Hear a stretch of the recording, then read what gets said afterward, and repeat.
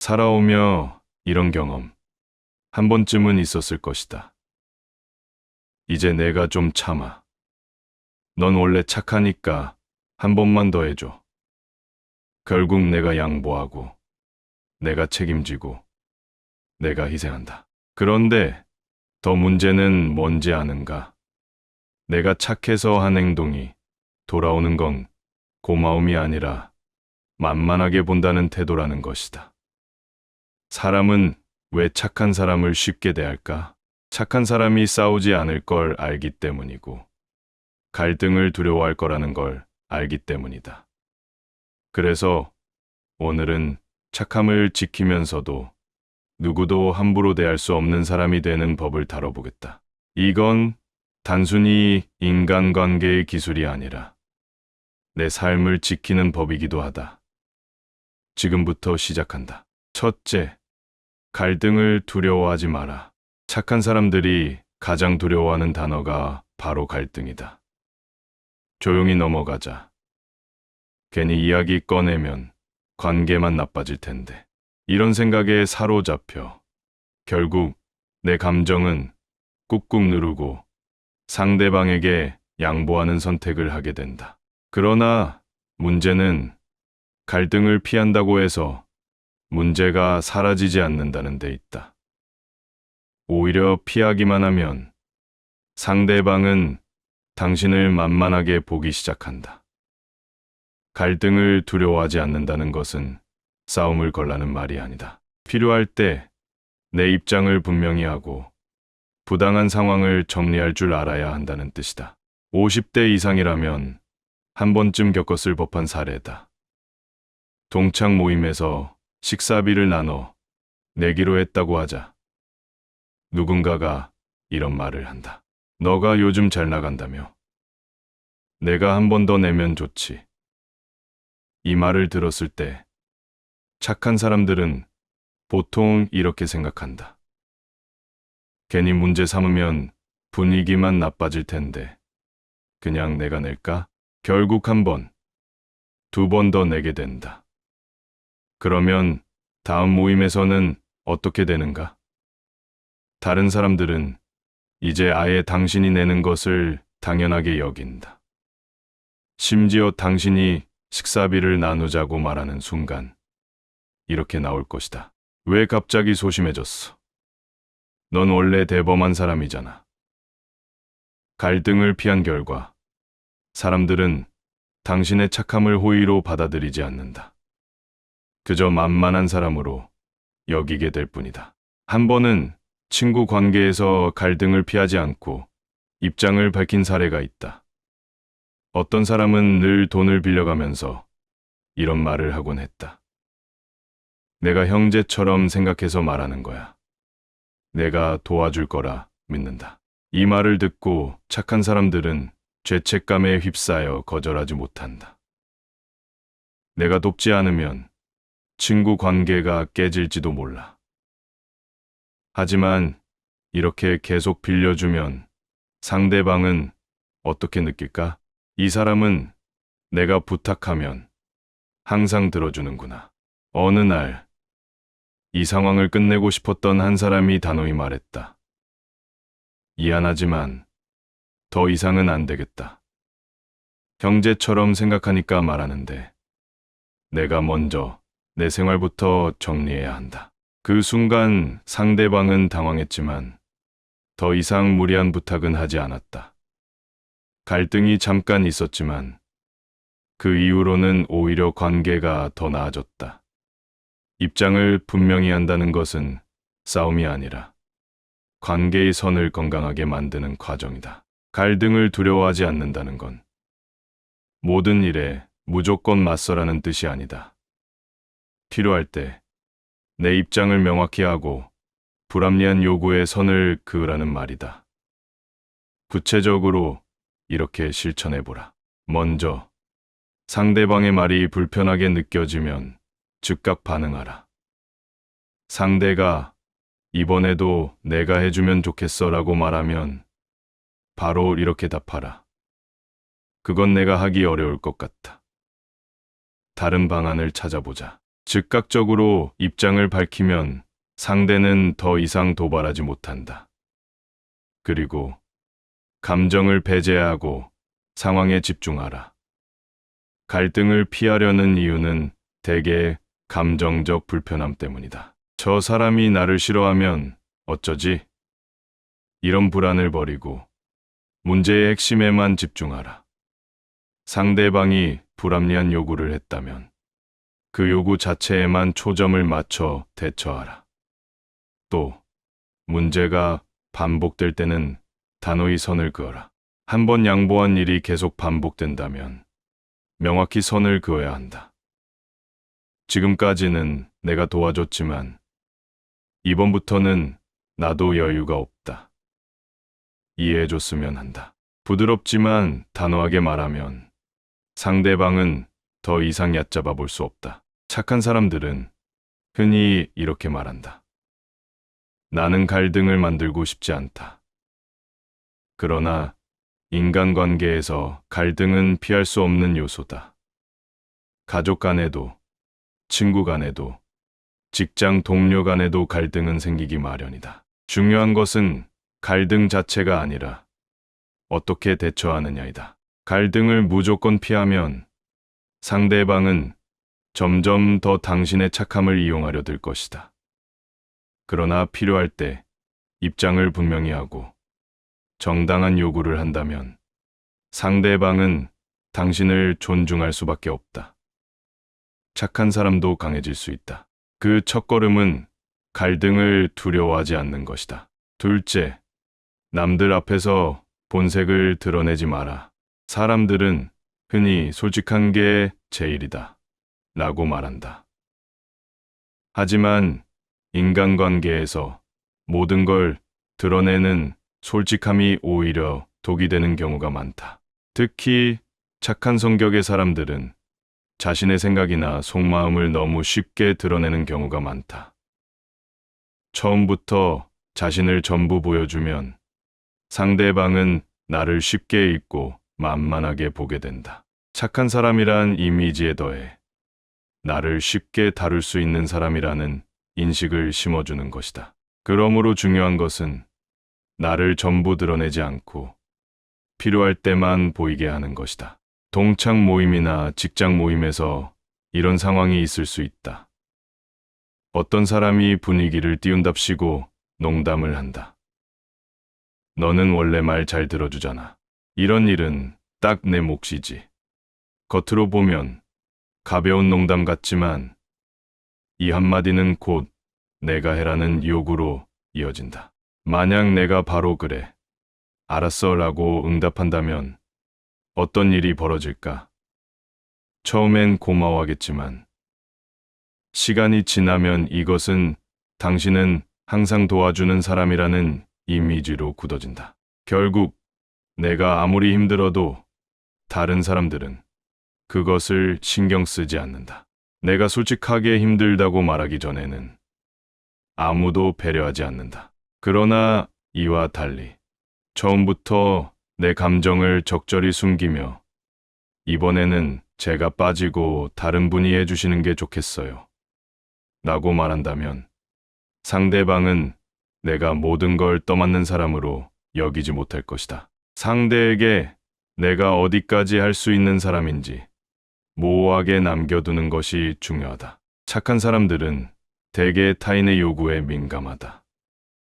상대방이 불편해하지 않도록 자신의 감정이나 생각을 먼저 드러내려는 경향이 있다. 가령 직장에서 후배가 이렇게 말한다고 하자. 선배님, 제가 너무 바빠서 이 일 좀 대신 맡아주실 수 있을까요? 이 말을 들은 착한 사람은 보통 이렇게 말한다. 그래, 내가 도와줄게. 그러면서도 속으로는 이런 생각을 한다. 내가 착하게 대해주면 나를 인정해주겠지. 하지만 현실은 정반대다. 한 번, 두 번 받아주다 보면 후배는 이제 내가 당연히 들어줄 거라고 생각한다. 그리고 세 번째 부탁에서는 선배님, 이번 것도 부탁드려요. 선배님이 제일 잘하시잖아요. 라며 농담처럼 말하지만 사실상 무조건 해줘야 한다는 뉘앙스를 풍긴다. 착한 사람이 쉽게 읽히는 이유는 항상 상대의 요구를 예상하고 미리 반응하기 때문이다. 그러므로 자신을 너무 쉽게 드러내지 않는 것이 중요하다. 그리고 이를 위해서 우선 모든 질문에 바로 답하지 말라. 한 예로 상대방이 이번에 이 일을 맡아줄 수 있나요? 라고 물을 때 바로 네, 알겠습니다. 라고 답하지 말고 이렇게 말하라. 제가 확인해보고 말씀드리겠습니다. 즉각적인 동의 대신 시간을 두고 상대가 나를 쉽게 파악하지 못하게 하라. 그리고 늘 의도를 파악하는 연습을 하라. 상대가 나에게 칭찬을 하거나 농담을 던질 때 그 말의 이면에 숨어있는 의도를 생각하라. 만약 선배님은 원래 성격이 너무 좋으니까 이건 딱이네요. 라는 말이 칭찬 같아도 사실은 이를 떠넘기려는 의도일 수 있다. 이럴 땐 웃으며 이렇게 말하라. 아니에요. 이번엔 다른 분이 더 적합할 것 같네요. 상대의 의도를 파악하고 경계심을 유지해야 한다. 또한 겉모습과 속마음을 분리하라. 내 마음은 착하더라도 겉으로 드러나는 태도는 중립적이어야 한다. 도움을 요청받았을 때 제가 도와주고 싶긴 하지만 이번에는 사정상 힘들 것 같네요. 라고 말하며 내가 쉽게 움직이지 않는 사람이라는 이미지를 만들어라. 본색을 드러내지 않는다는 것은 나를 감추라는 말이 아니다. 상대방이 나를 다 알았다고 생각하지 못하게 만드는 것이다. 나를 적당히 모호하게, 때로는 차분하게, 때로는 단호하게 보이도록 연출하라.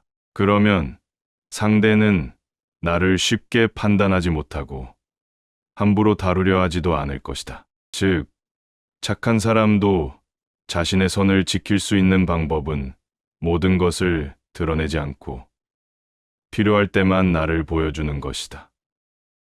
이것이 나를 보호하는 가장 강력한 방패가 된다. 셋째, 감정에 휘둘리지 마라. 사람은 누구나 칭찬에 기분이 좋아지고 비난에 기분이 나빠진다. 하지만 감정에 지나치게 휘둘리는 사람은 결국 자신의 삶의 중심을 잃게 된다. 칭찬을 듣고 기뻐서 무리하게 일을 떠맡거나 비난을 듣고 위축되어 자기 목조차 포기한다면 결국 당신을 만만하게 보는 사람이 늘어날 수밖에 없다. 착한 성격을 가진 사람일수록 감정의 파도에 휘말리지 않고 중심을 잡는 연습이 필요하다. 냉정함이야말로 당신을 지키는 가장 강력한 무기가 된다. 착한 사람들은 대개 주변의 칭찬과 비난에 민감하다. 그 이유는 다른 사람의 감정에 공감하려는 성향이 강하기 때문이다. 하지만 이것이 지나치면 상대의 칭찬 한마디에 내가 계획하지 않은 일을 떠맡기도 하고 비난 한마디에 자존감이 무너져 내가 해야 할 일도 포기하게 된다. 특히 직장에서 이런 일은 흔히 벌어진다. 정말 일을 꼼꼼하게 잘하시네요. 이번 프로젝트도 맡아주시면 정말 완벽하게 끝낼 수 있을 것 같아요. 이는 겉으로 보면 칭찬처럼 들리지만 사실은 이를 떠넘기려는 말일 가능성이 높다. 이 말을 들은 착한 사람은 이렇게 생각한다. 내가 이 일을 해야만 팀에 도움이 되겠구나. 결국 본인의 업무를 넘어서는 추가 일을 떠안고 괄호 끝에 성과는 나눠 갖고 책임은 혼자 지는 상황에 놓이게 된다. 가족 모임에서 이런 말을 듣는 경우도 있다. 요즘엔 내가 너무 자기중심적으로 변한 것 같아. 전엔 착했는데. 이 말을 들으면 착한 사람들은 곧바로 자책한다. 내가 너무 변했나? 예전처럼 더 노력해야겠지. 결국 상대방의 말에 따라 행동을 바꾸지만 그 사람은 다음번에도 같은 비난으로 더 큰 요구를 하게 된다. 이처럼 칭찬과 비난에 감정적으로 반응하면 상대는 그것을 이용해 더 많은 것을 요구하거나 더 큰 부담을 떠넘기게 된다. 그렇다면 감정에 휘둘리지 않기 위해서는 어떻게 해야 할까? 가장 먼저 칭찬과 요구를 분리하라. 칭찬을 들을 때 그 말 속에 숨어 있는 의도를 읽어라. 예시로 누군가님은 늘 책임감이 강하시니까 이번에도 맡아주세요 라고 말할 때 칭찬처럼 들리지만 실은 부탁이나 요구일 가능성이 크다. 이럴 때는 칭찬은 칭찬대로 받아들이고 요구는 따로 판단하라. 그렇게 말해줘서 고마워요. 하지만 이번엔 제 상황이 여의치 않네요. 칭찬을 감사히 받아들이되 그로 인해 무리한 요구를 떠맡지는 마라. 그리고 비난에 객관적으로 대처하라. 비난을 들었을 때 감정적으로 움츠러들거나 방어하지 말고 그 비난의 근거를 객관적으로 따져보라. 만약 넌 너무 이기적으로 행동하는 것 같아 라는 말을 들었을 때 정말 내가 그랬나? 하고 냉정히 돌아보라. 내가 정당한 선택을 했다면 이렇게 응답하라. 그렇게 느낄 수는 있겠지만 저는 저 나름대로 이유가 있었습니다.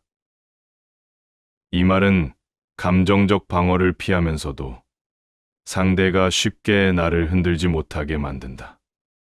동시에 감정과 행동을 분리하라. 감정을 느끼는 것은 인간으로서 자연스러운 일이다. 하지만 그 감정이 행동에 영향을 미쳐서는 안 된다. 예를 들어 팀원들이 내가 한 실수를 지적했다고 생각해보자. 이번에 선배님이 좀 더 신경 썼어야 했던 것 같은데요. 이 말을 듣고 기분이 상할 수 있지만 이때 감정적으로 반응하지 마라. 다음에는 더 신경 쓰겠습니다 라고 차분히 답하며 내가 해야 할 행동에만 집중하라. 감정이 행동을 지배하지 않도록 통제하는 것이 핵심이다. 또 냉정함을 훈련하라. 감정에 뒤둘리지 않으려면 냉정함을 훈련해야 한다.